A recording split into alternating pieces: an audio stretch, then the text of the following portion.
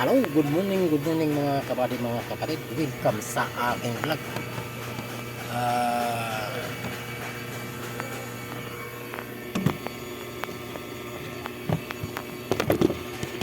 ayan, ayan.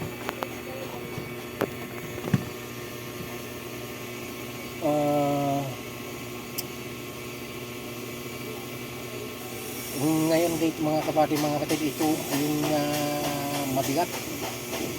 Isa for Lincoln mga kabady, mga kapatid, 2024 model mga kabady, mga kapatid. So, magpapalit ang inyong lingkod mga kabady, mga kapatid, na ECM module mga kabady, mga kapatid. Yung computer, engine computer mga kabady, mga kapatid. Kasi bangga kasi ito yung sa left side. Talagang totaling damage sa mga kabady, mga kapatid, yung computer niya. So,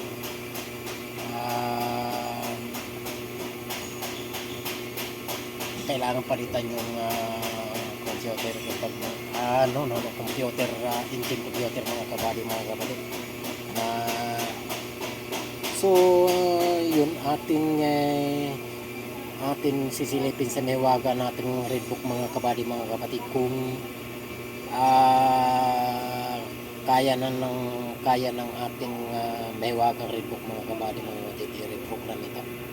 So tara, samahan niyo ako mga kabady, mga kapatid.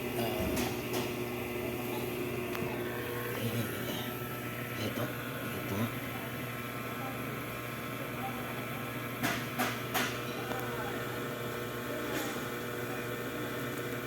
tingnan natin kung anong sasabihin ng mahiwaga nating Redbook mga kabady, mga kapatid.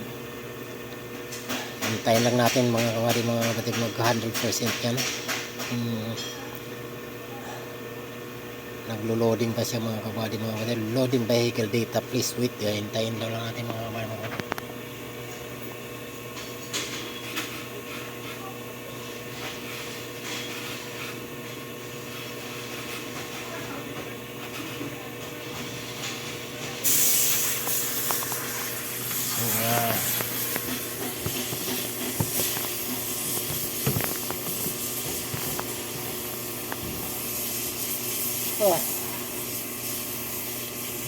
Nagugutom na inyong lingkod mga kabady, mga kapatid.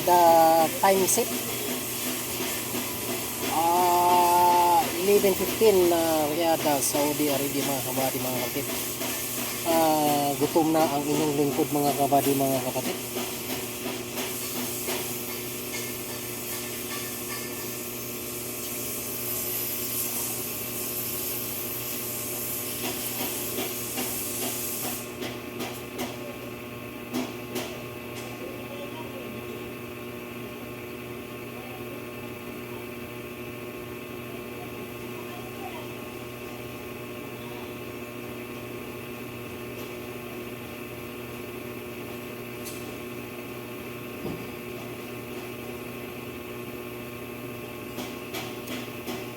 Wala pang supply mga kabady, mga kapatid. Wala pang supply. Pag overtime kasi dito mga kabady, mga kapatid, may supply na pagkain sa company. So 11:60 na, wala pang dumarating. Nagugutom na yung lingkod mga kabady, mga kapatid. Ay nako. So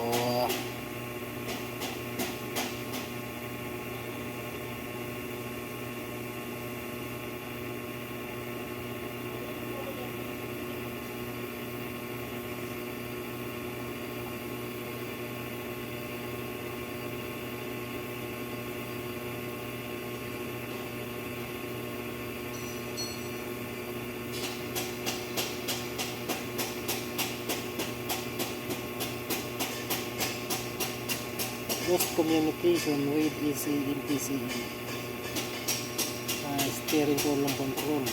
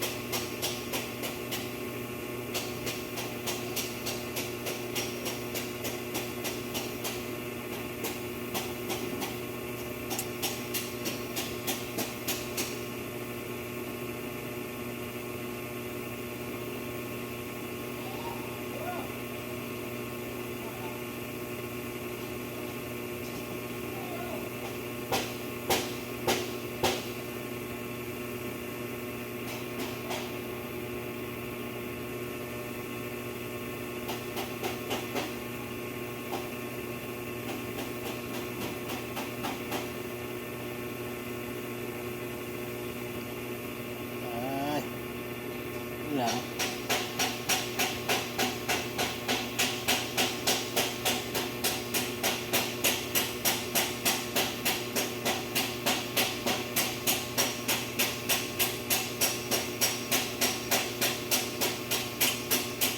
Oh! That is a problem mga kabady mga kapatid. Ayaw ibigay sa akin yung secret number o ID number mga kabady mga kapatid.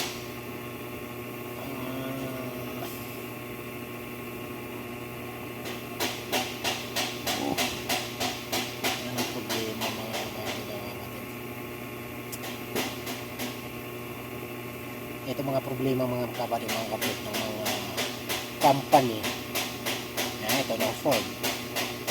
Kaya basta mga car dealer ng company, pag nagkaroon ng malalang problema gaya ng lalo na pag model 2020 up, yan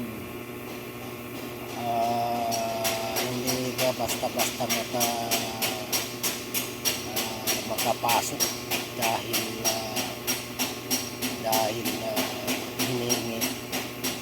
hinihingi yung ID number ng mga kabady ng kapatid at saka yung data nila mga kabady ng company. Ayaw